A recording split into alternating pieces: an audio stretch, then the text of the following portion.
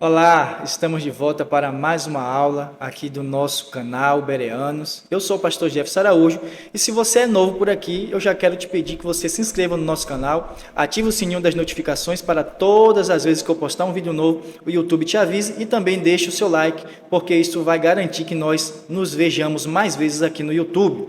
Hoje nós iremos falar sobre um assunto muito importante, muito relevante para a nossa fé cristã, que atrai a atenção de muitos dos irmãos. Muitos preferem estudar sobre escatologia bíblica, porque dentro da escatologia bíblica está a nossa bendita esperança, o retorno glorioso do nosso Senhor e Salvador Jesus Cristo. O apóstolo Paulo diz que a nossa pátria está nos céus, donde esperamos o nosso Senhor e Salvador Jesus Cristo. Por isso, o tema da escatologia bíblica e o arrebatamento da igreja é o tema que mais é procurado pelos irmãos. E pensando nisso, eu resolvi gravar esta aula completa sobre o arrebatamento da igreja para elucidar todas as dúvidas referentes a esta temática da escatologia bíblica. E por muito tempo nós fomos ensinados que o arrebatamento da igreja será num abrir e fechar de olhos. Só que os únicos textos que são usados para confirmar tal doutrina se encontram em 1 Coríntios, capítulo 15, versos 51 e 52. E em nenhum momento daqueles textos, ou de todo o capítulo, dentro dos seus 58 versos, Paulo em nenhum momento ele fala de arrebatamento.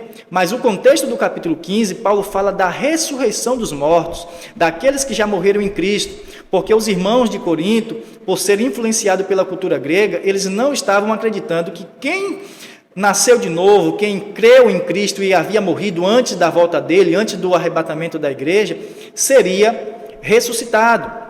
Por isso que Paulo disse que no verso 33, que as más conversações corrompem os bons costumes. Eles estavam sendo influenciados por filósofos, por falsos mestres ali daquela cidade.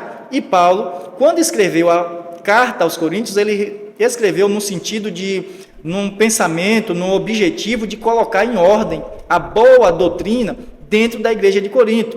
E Paulo reserva um capítulo inteiro apenas para falar da ressurreição daqueles que já morreram em Cristo e também da transformação do corpo daqueles que estiverem vivos para o arrebatamento.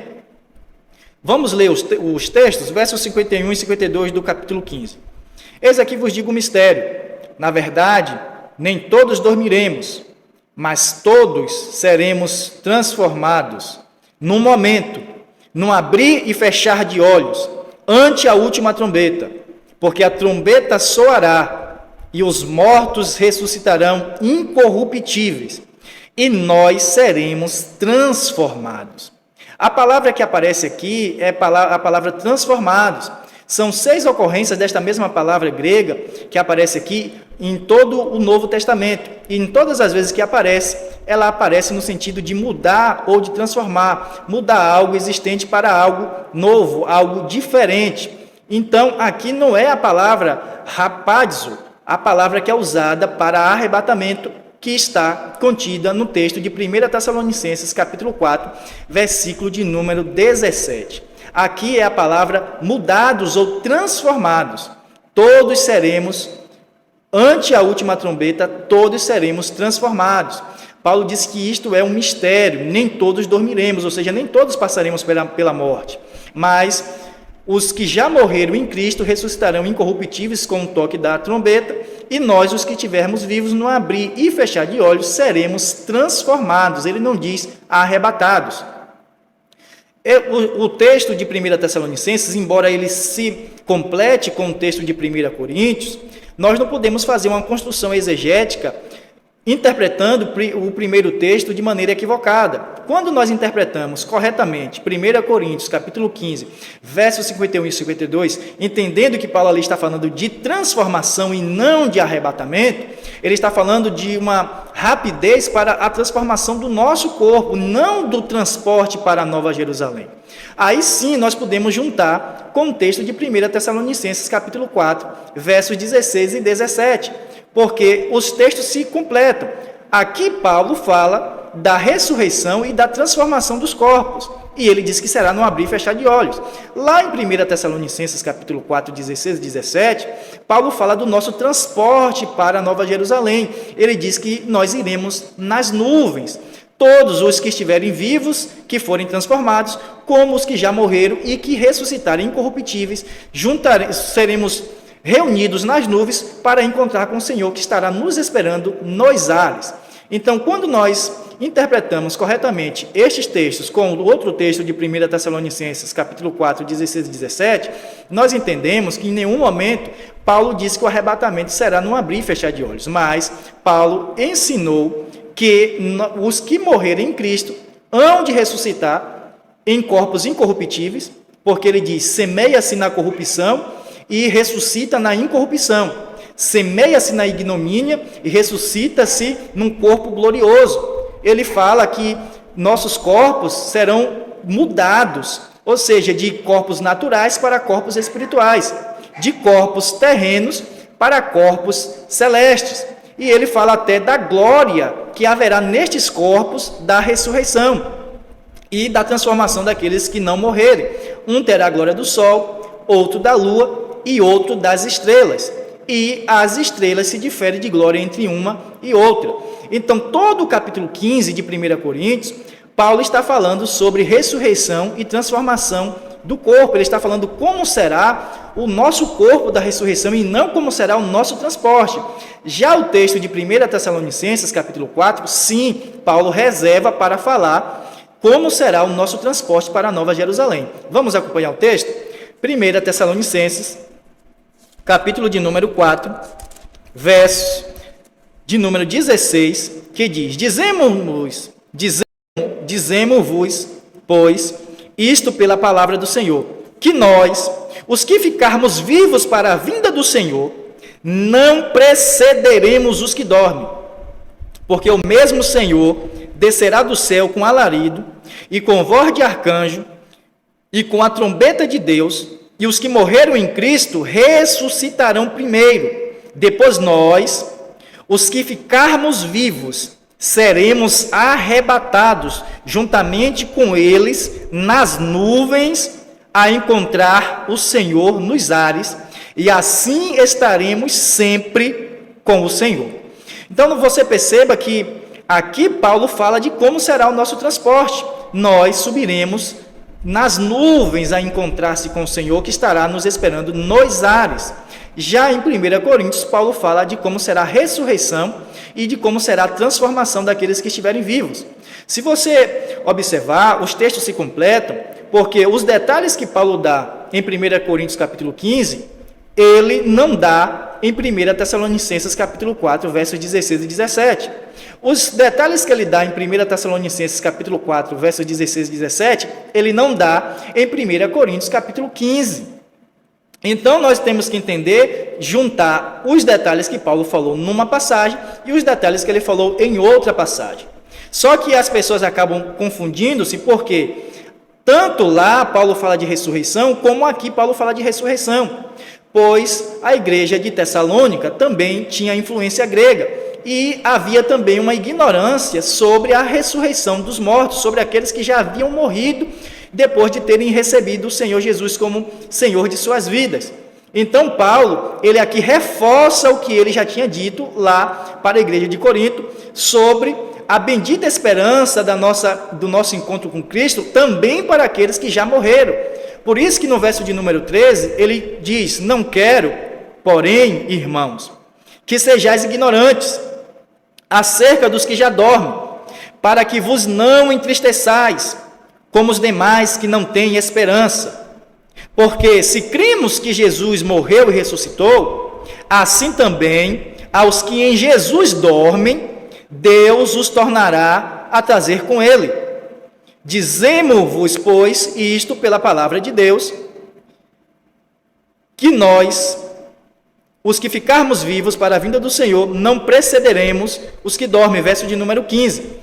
Então, o que Paulo estava explicando aqui era reforçando mais uma vez que quem morreu em Cristo há de ressuscitar, só que ele não dá os detalhes que ele deu lá em 1 Coríntios, que ressuscitarão em corpos incorruptíveis, em corpos já gloriosos, em corpos que foi semeado em ignomínia, como pessoas que morreram com membros amputados, que morreram dilacerados, que morreram decapitados, que morreram com alguns órgãos faltando do seu corpo, aleijados, mas eles vão ressuscitar com corpos perfeitos, porque a carne e o sangue não podem herdar o reino de Deus, nem a corrupção poderá herdar a incorrupção, é o que o Paulo disse em 1 Coríntios capítulo 15, verso 50. Então, para que nós possamos entrar no céu, e isto será através do arrebatamento, nós precisaremos passar por uma transformação do corpo, porque quem já morreu em Cristo, as almas já estão lá, mas os corpos estão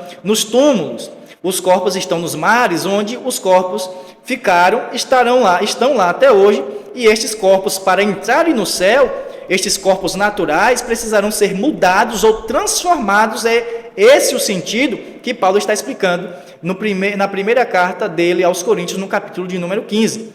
E depois ele fala do nosso transporte no capítulo 4 de 1 Tessalonicenses, só que ele não dá os detalhes de como será essa ressurreição. E ele nem diz da nossa transformação. Ele diz: depois nós, os que ficarmos vivos, seremos arrebatados juntamente com eles nas nuvens, a encontrar o Senhor nos ares, e assim estaremos sempre com o Senhor. Por que Paulo não dá detalhes nem da ressurreição e nem detalhes da transformação dos vivos? Porque o objetivo de Paulo aqui era explicar que não há uma hierarquia no arrebatamento. Ou seja, nós, os que ficarmos vivos, e de maneira nenhuma teremos alguma vantagem em detrimento àqueles que já morreram.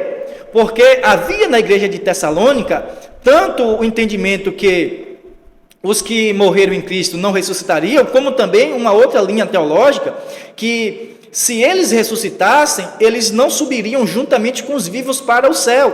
É isso que Paulo explica: de maneira nenhuma haverá uma hierarquia ou uma vantagem dos vivos para com os mortos. Primeiro, antes do arrebatamento, eles serão ressuscitados. Depois nós, os que ficarmos vivos, seremos reunidos com eles nas nuvens e subiremos a encontrar o Senhor nos ares.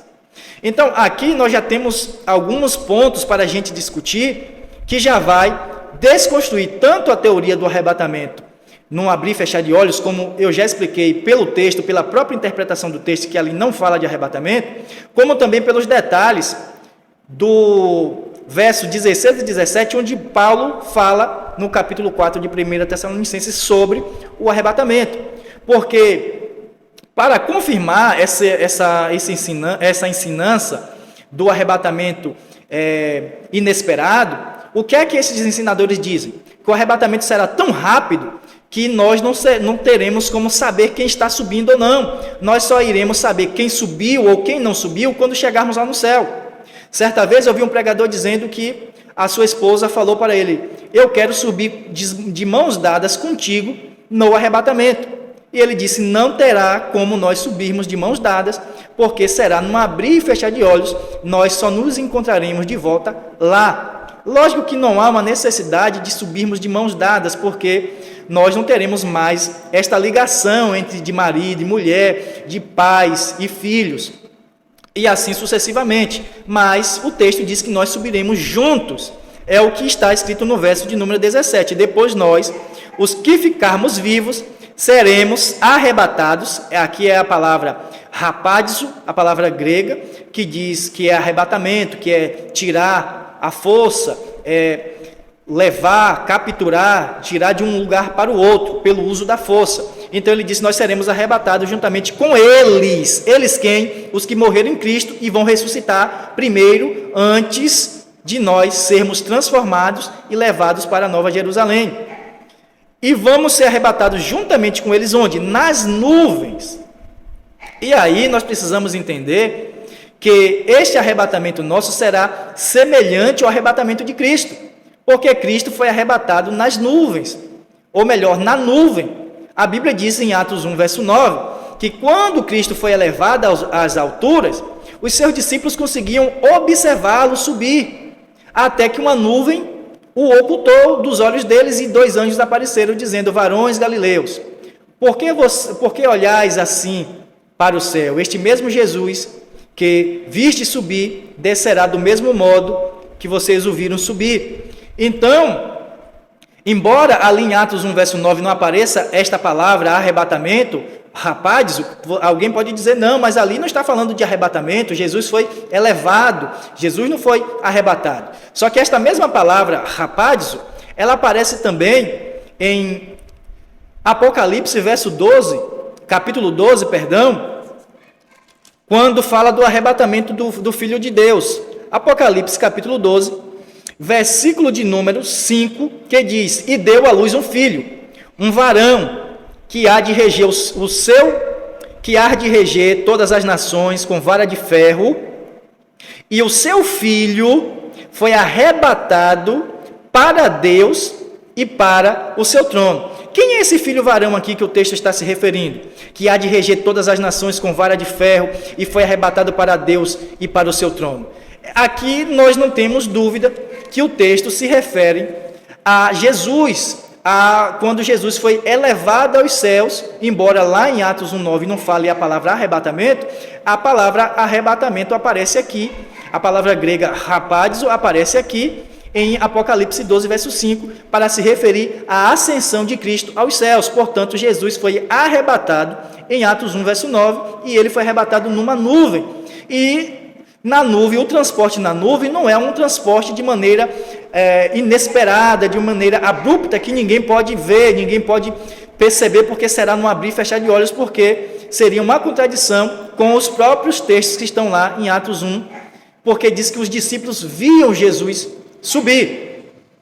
Então, por aqui nós entendemos que não tem base bíblica para defender esta doutrina do arrebatamento num abrir e fechar de olhos. Nós entendemos que lá em 1 Coríntios, Paulo fala, dando detalhes de como será a ressurreição e da transformação. Em 1 Tessalonicenses, Paulo fala de como será o transporte, todos juntos nas nuvens, e transporte nas nuvens não tem como ser de maneira inesperada, porque os discípulos viam Jesus subindo. Então, nosso arrebatamento não será no abrir e fechar de olhos, nem mesmo a ressurreição dos mortos. Para você entender como será a ressurreição dos mortos, é só você ler Ezequiel 37. Como é que Ezequiel 37 descreve ressurreição?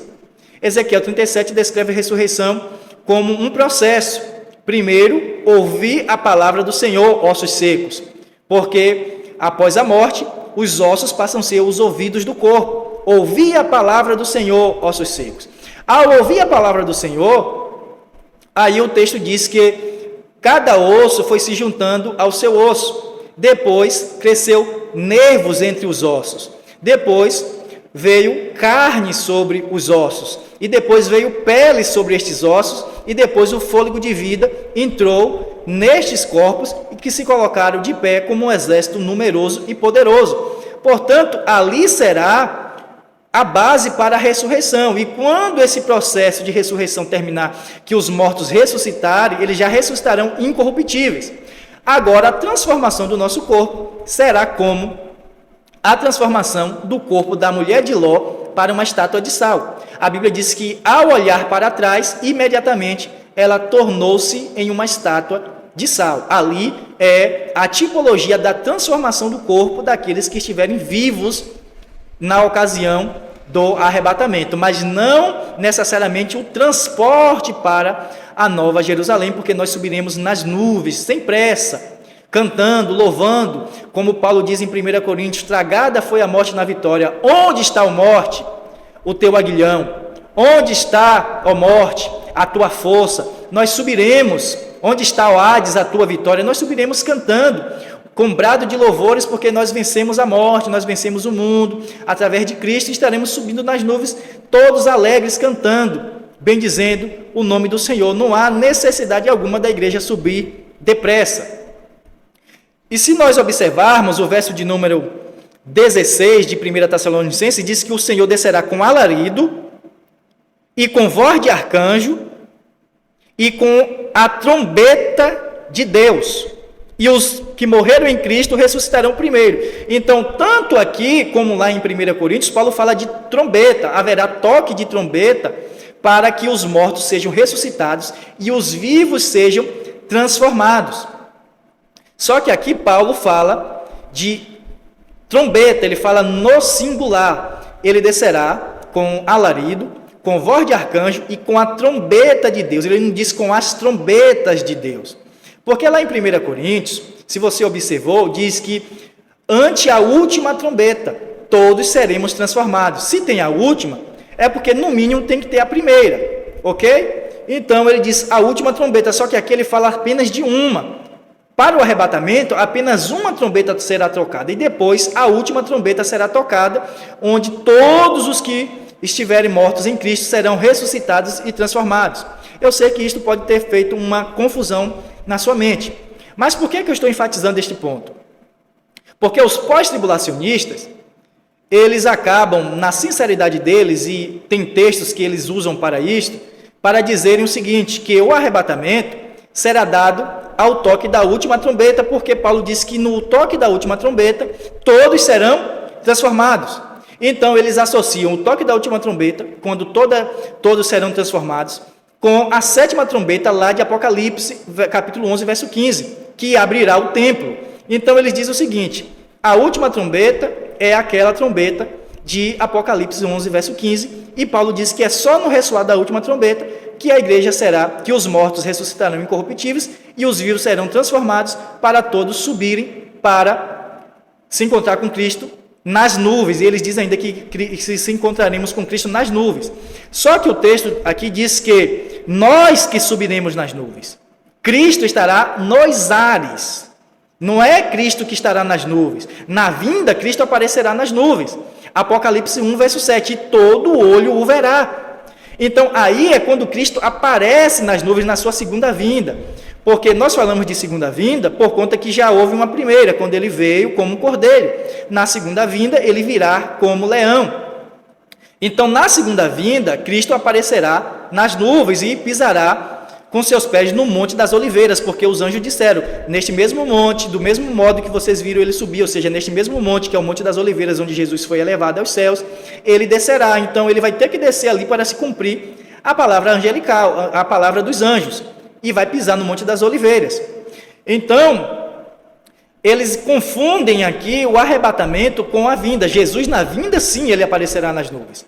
Só que no arrebatamento, Jesus vai ficar nos ares, esperando a igreja subir. Outra coisa que a gente precisa entender é que Jesus não irá arrebatar a igreja. O arrebatamento é algo feito pelo Espírito Santo. Se você ler em 1 Reis, capítulo 18, verso 12, se não me falha a memória, a conversa entre Obadias, o servo de Acabe, e o profeta Elias, quando Elias tinha sumido, porque ele profetizou 3 anos e meio de seca em Israel, de seca na terra, e quando Obadias reencontra Elias, ele fala, se eu ir até o meu Senhor, disser que eu te encontrei, e quando voltarmos aqui, tu não estiver aqui, ele vai me matar, porque pode que o Espírito do Senhor te pegue e te tome para algum lugar. Então, Obadias, desde aquele tempo, já entendia que o Espírito Santo que fazia esse traslado, esse transporte. Lógico que Elias ali não estava falando de um arrebatamento para o céu, mas de um arrebatamento para outros lugares. E a palavra rapades, o que eu falei para vocês que aparece aqui em 1 Tessalonicenses capítulo 4, verso 17, aparece em outras passagens da Bíblia, aparece lá em Apocalipse 12:5, aparece também em Atos 8:39, quando diz que o Espírito do Senhor arrebatou a Filipe. Então, esta parte do arrebatamento, esta parte desta doutrina, ou seja, o traslado, o transporte de nos levar nas nuvens para se encontrar com o Senhor, é realizado pelo Espírito, não é Jesus que vai arrebatar a igreja. Jesus disse que voltaria para nos encontrar e levar-nos para onde Ele está. Ele não diz, eu voltarei para arrebatar-vos. Ele falou, voltarei para buscar-vos, para onde eu estou, estejais vós também. É o Espírito que vai nos levar de encontro a Cristo. E isso é tipificado por Eliezer, que foi buscar Rebeca, lá em Padã Arã, e quando ele estava trazendo Rebeca ao encontro de Isaac, a Bíblia diz que Isaac não estava dentro da sua tenda. Isaac tinha saído da sua tenda e foi ao campo a meditar, e ele se encontra com Rebeca no meio do caminho. E de lá ele pega a Rebeca e leva para a tenda da sua mãe, para a tenda de Sara, tipo da Nova Jerusalém. Então o Eliezer ali é tipo do Espírito, que está aqui na terra, tipificado por Padã Arã, e vai levar a igreja, uma igreja pura, uma igreja virgem, para encontrar-se com Cristo nos ares, e ele vai levar a igreja para a Nova Jerusalém, e ali a igreja estará com Cristo. Então, estes detalhes precisam ser observados, porque ao mesmo tempo que nós desconstruímos a doutrina defendida pela maioria dos que pregam sobre o arrebatamento, nós também já vamos desconstruindo alguns argumentos pós-tribulacionistas. Então, a trombeta que vai ser tocada aqui não é a trombeta de lá de Apocalipse, porque lá em Apocalipse fala de 7 trombetas, e aquelas trombetas são de juízo. E as trombetas tocadas para o arrebatamento e para a transformação do corpo são trombetas de redenção e não trombetas de juízo. Lá em Números capítulo 10, a Bíblia fala sobre as 2 trombetas de prata que Deus mandou fazer. E estas trombetas, elas eram usadas para tocar para a reunião da congregação, diante da tenda da congregação. Era usada para tocar quando o povo saía à guerra, e era usada também quando o arraial precisava partir de onde eles estavam. Então, estas trombetas que serão tocadas para o arrebatamento e para a transformação de todos, não são as mesmas trombetas de lá de Apocalipse, porque 7 trombetas do Apocalipse para juízo, 2 trombetas de redenção, por isso que são de prata, porque na Bíblia, ouro representa divindade, cobre ou bronze representa humanidade e prata representa redenção. Se você analisar Êxodo capítulo 30, a partir do verso 11, você vai perceber que havia uma oferta de redenção quando havia o censo dentro de Israel, quando o povo de Israel era contado, para que não houvesse praga no meio do povo, uma oferta de redenção com ciclos de prata era necessário ser oferecidas a Deus, porque prata simboliza redenção. E como você pode saber que aqueles ciclos eram de prata? É só você ligar Êxodo capítulo 30, a partir do verso 11, com Levítico 27, 25, porque os ciclos eram de acordo com os ciclos do santuário, e o ciclo do santuário era de prata. Portanto, as trombetas de prata, elas representam toques de trombeta para redenção, e não para condenação, não para juízo, como são as 7 trombetas de lá de Apocalipse. Outro detalhe que é importante mencionar é que quando a 7ª trombeta ser tocada, Cristo não retorna, embora o templo se abra e a arca da aliança seja vista lá no céu, e haja uma voz dizendo que chegou o tempo de Jesus julgar as nações, de julgar os mortos, de dar galardões aos seus santos, os profetas, e de tomar posse, os reinos passar a ser do nosso Senhor e Cristo, mas não diz que Cristo já vem dali, já sai da Nova Jerusalém e aparece nas nuvens, porque depois das 7 trombetas ainda terão 7 taças da ira de Deus, e só após as 7 taças serem derramadas que Cristo aparecerá nas nuvens para a batalha do Armagedon. É tanto que, se você observar em Apocalipse,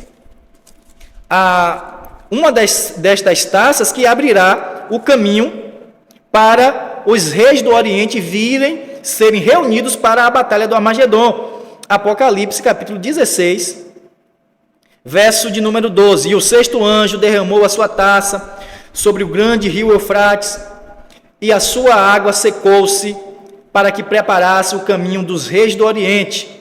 E a boca do dragão, e da boca do dragão, e da boca da besta, e da boca do falso profeta, vi saírem 3 espíritos imundos, semelhantes a rãs, porque são espíritos de demônios, que fazem prodígios, os quais vão ao encontro dos reis de todo o mundo, para os congregar para a batalha, naquele grande dia do Deus Todo-Poderoso.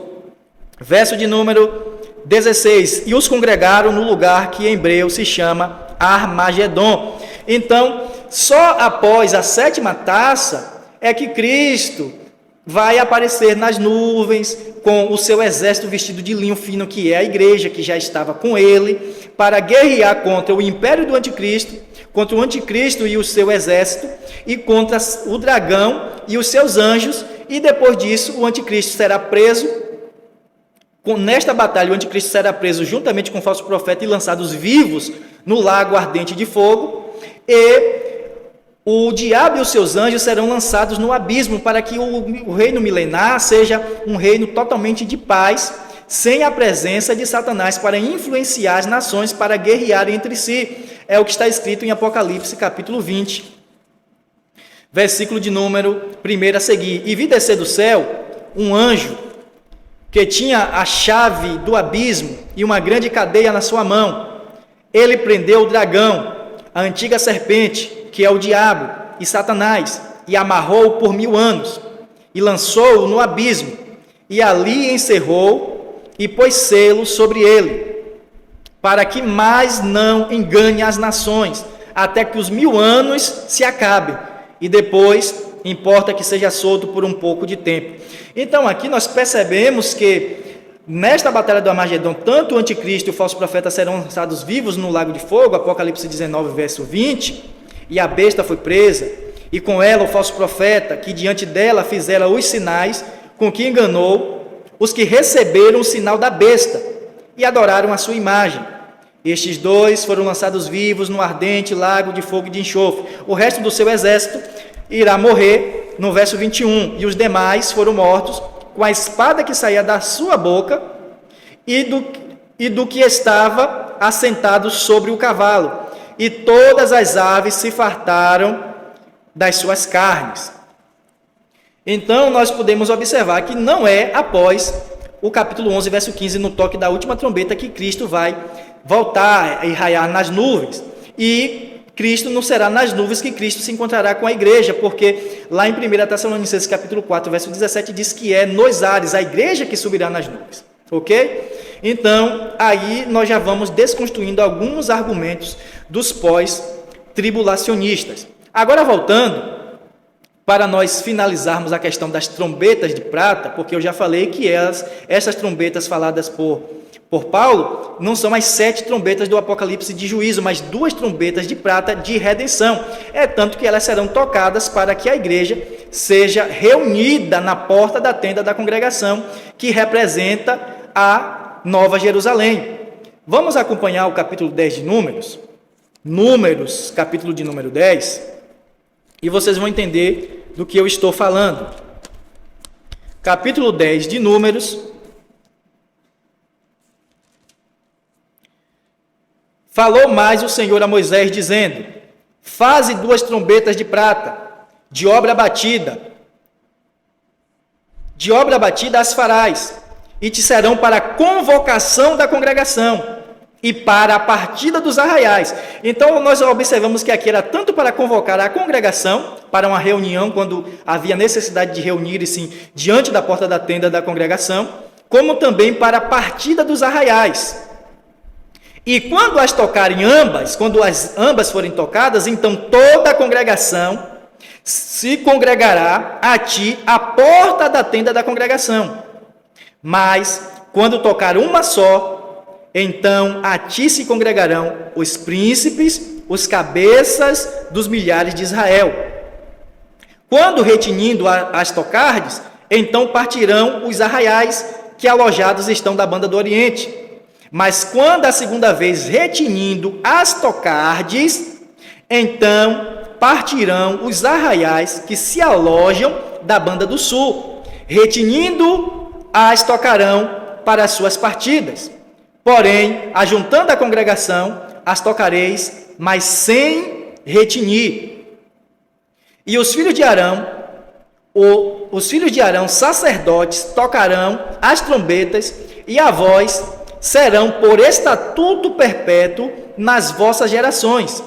E quando na vossa terra sairdes a pelejar contra o inimigo, que vos aperta, também tocareis as trombetas retinindo, e perante o Senhor, vosso Deus, haverá lembrança de vós, e sereis salvos de vossos inimigos. Então vocês percebam que estas trombetas de prata, elas eram tocadas tanto para partidas dos arraiais, ou para a reunião da congregação na porta da tenda da congregação. Quando tocava apenas uma, apenas os cabeças dos milhares de Israel eram apresentados diante da tenda. E quando tocavam ambas, toda a congregação era reunida. Quando tocava apenas uma retinindo, uma parte do acampamento alojado no Oriente saía. Quando tocava as duas retinindo, ou a segunda retinindo, a parte da banda do sul que se movia, que partia.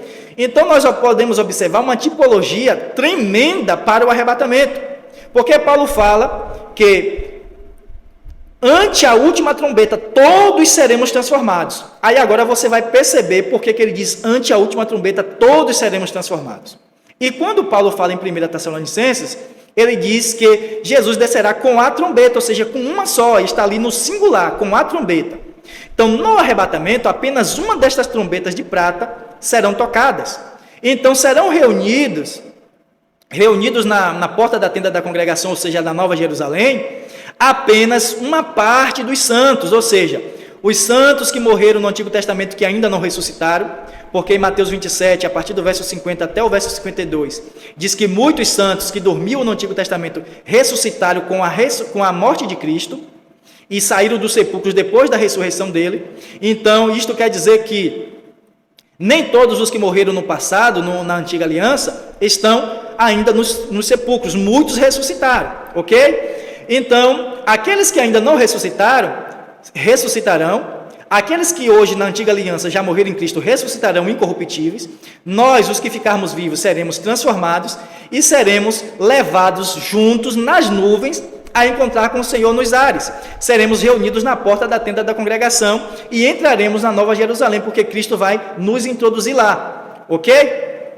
E a outra trombeta de prata será tocada no final da grande tribulação, quando Cristo voltar nas nuvens.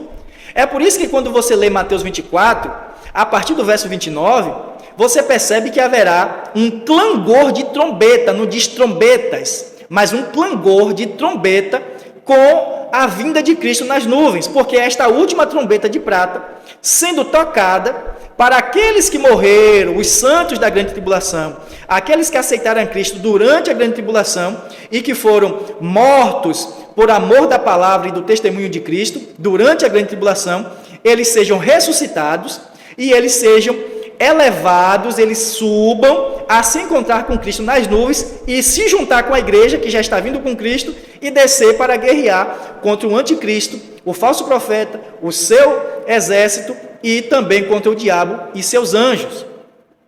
Então, na verdade, os pós-tribulacionistas, eles confundem o arrebatamento dos santos que morrerem durante a grande tribulação com o arrebatamento da igreja, que será 7 anos antes. A primeira trombeta de prata será tocada para a reunião de parte dos salvos, que são os santos do Antigo Testamento que ainda não ressuscitaram e os santos do Novo Testamento que já morreram em Cristo e os que estiverem vivos. Nós seremos arrebatados, seremos conduzidos para a Nova Jerusalém. Passa-se 7 anos de grande tribulação. Durante esses 7 anos, serão rasgados 7 selos, serão tocadas 7 trombetas para juízo e serão derramadas 7 taças da ira de Deus. No final da grande tribulação, Cristo aparece nas nuvens e a segunda trombeta de prata será tocada para a ressurreição daqueles que morreram durante a grande tribulação, daqueles que creram em Cristo e foram mortos pelo anticristo e o falso profeta durante a grande tribulação. Então, entre a primeira trombeta de prata para o arrebatamento e a segunda trombeta de prata para a ressurreição dos que morrerem durante a grande tribulação, há um período de 7 anos que é a grande tribulação. E entre esta primeira trombeta de prata e a segunda, haverá 7 trombetas que são de juízo e não de redenção, como são estas 2 trombetas. E não haverá apenas as 7 trombetas, mas 7 selos e também 7 taças, como eu falei agora há pouco, ok? E é importante também falar que o arrebatamento da igreja será nas nuvens, como eu falei, e o arrebatamento de Cristo também. E a palavra que aparece ali para nuvens, em 1 Tessalonicenses capítulo 4, verso 17, é a palavra grega nephelai, a palavra grega nephela. e é a mesma palavra que aparece em outras ocorrências no Antigo Testamento, ou no Novo Testamento, melhor dizendo, e aparece também lá em Atos 1:9, quando Cristo foi ocultado por uma nuvem, Cristo foi elevado ou arrebatado numa nuvem, e aparece também em 1 Coríntios, capítulo 10, versículos de número 1 e 2, para falar da nuvem que conduzia o povo no deserto. E observe que Números capítulo 10 associa o toque dessas trombetas de prata com a partida dos arraiais, quando a nuvem se movimentava. Então perceba que no capítulo 10 de Números, nós começamos a ler falando das trombetas de prata. As trombetas de prata também eram tocadas para a partida dos arraiais. E quando os arraiais partiam, a nuvem se movia conduzindo eles para a terra da promessa, para a terra de Canaã, que é tipo da Nova Jerusalém. Então vamos lá, versículo de número 11 do capítulo 10 de Números. E aconteceu no segundo ano, no segundo mês, aos 20 do mês, que a nuvem se alçou de sobre o tabernáculo da congregação. E os filhos de Israel partiram, segundo as suas jornadas do deserto do Sinai, e a nuvem parou no deserto de Parã. Só que no versículo de número 2, diz que aquelas trombetas também eram tocadas para a partida dos arraiais, a última parte do verso 2. Então, isso aqui é uma tipologia muito especial para o arrebatamento, porque a trombeta será tocada a primeira vez para a parte dos salvos serem levados para a Nova Jerusalém, para a terra da promessa, a nossa pátria celestial, que é a Nova Jerusalém, e nós seremos arrebatados bem o quê? Nas nuvens.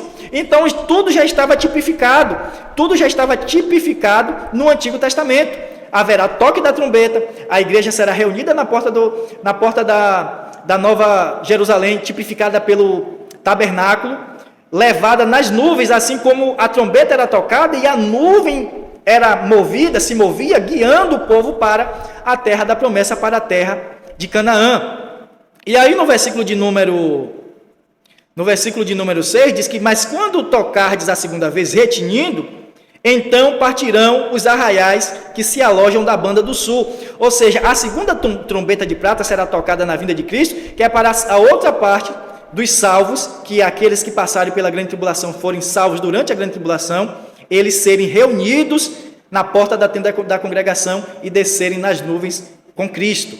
Ok? E no versículo de número 8, diz que ela também era tocada no momento de guerra. Então, só é você juntando textos e mais textos, você percebe que na volta de Cristo haverá guerra, a batalha do Armagedon, onde Cristo e os seus exércitos pelejarão contra o anticristo e o falso profeta e contra o diabo e seus anjos. Então, a segunda trombeta sendo tocada, ela tem um gosto especial, que é tanto para a redenção daqueles que morreram em Cristo durante a grande tribulação, como também um anúncio de guerra contra o império das trevas. Aí nós juntamos esses textos aqui com Mateus capítulo 24, versículo de número 29.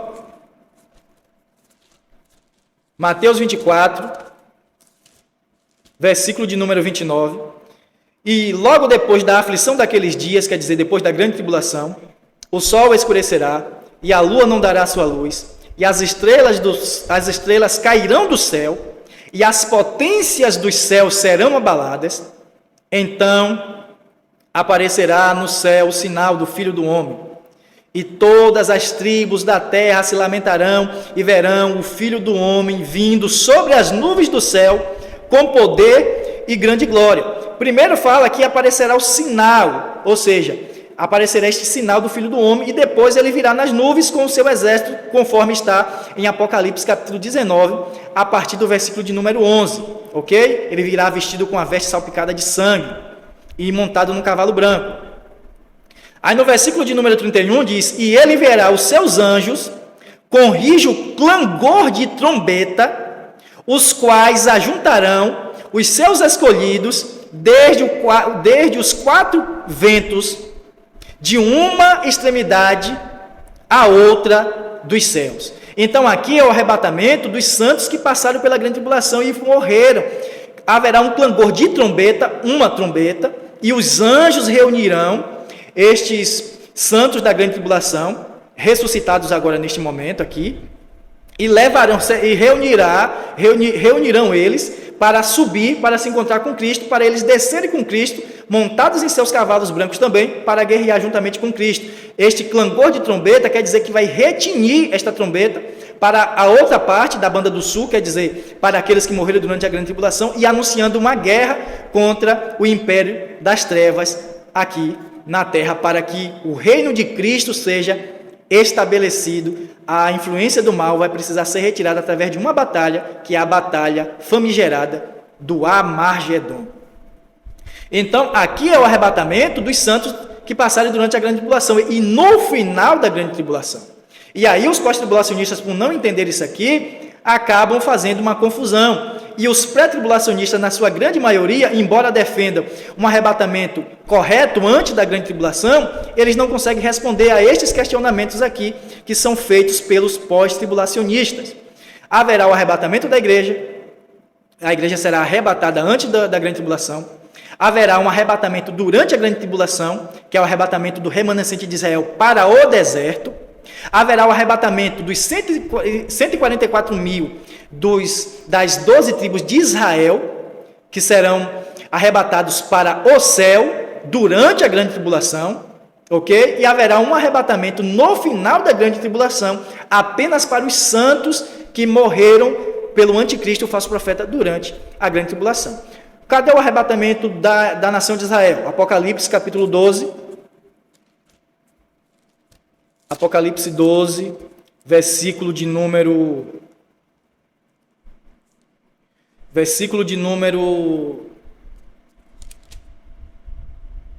6.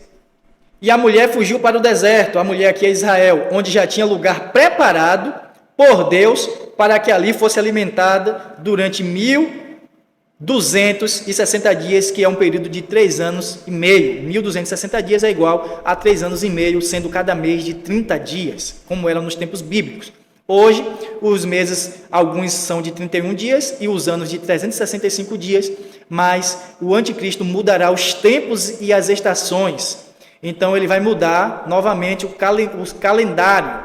Então, o calendário voltará a ser como era nos tempos bíblicos. Um ano tinha 360 dias, ok? E aqui é o arrebatamento para o deserto do remanescente de Israel. O arrebatamento dos 144 mil para o céu, Apocalipse 14.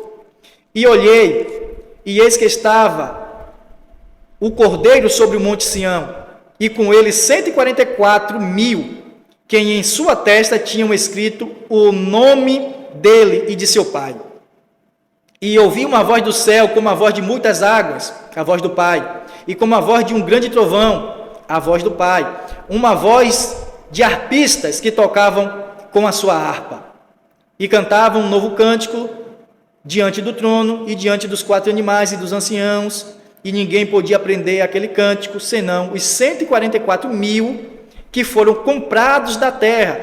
Aqui não são, 144 mil não é a igreja, não são os santos, a igreja se referindo à igreja, mas 144 mil da nação de Israel. Outro ponto que os pós-tribulacionistas defendem equivocadamente, porque em Apocalipse capítulo 7, versículo de número 4 a seguir, fala que eles eram das tribos de Israel. Verso 4, e ouvi o número dos assinalados, e eram 144 mil assinalados de todas as tribos dos filhos de Israel. Então aqui está claro, os 144 mil são das tribos de Israel, dos filhos de Israel. Da tribo de Judá havia 12 mil, da tribo de Ruben 12 mil, da tribo de Gade, 12 mil, da tribo de Assé, 12 mil, da tribo de Naphtali, 12 mil, da tribo de Manassés, 12 mil, da tribo de Simeão, 12 mil, da tribo de Levi, 12 mil, da tribo de Issacar, 12 mil, da tribo de Zebulon, 12 mil, da tribo de José, 12 mil, da tribo de Benjamim, 12 mil. Ok?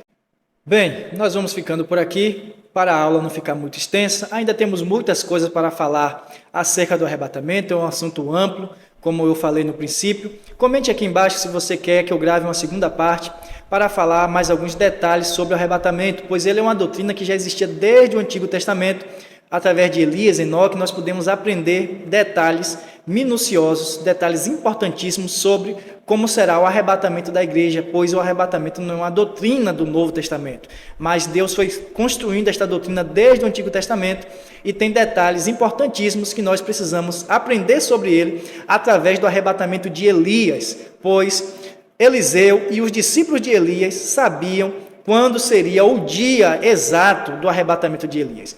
E geralmente, além de sermos ensinados no arrebatamento abrupto, de maneira inesperada, no abrir e fechar de olhos, também fomos ensinados que nem mesmo a igreja será avisada do arrebatamento, será pega de surpresa. Se você quiser que eu grave esta segunda parte do vídeo, completando sobre estes detalhes importantes que não deu para falar nesta aula de hoje, comenta aqui embaixo, deixe o seu curtir, deixe aqui o seu comentário e que Deus te abençoe e até a próxima.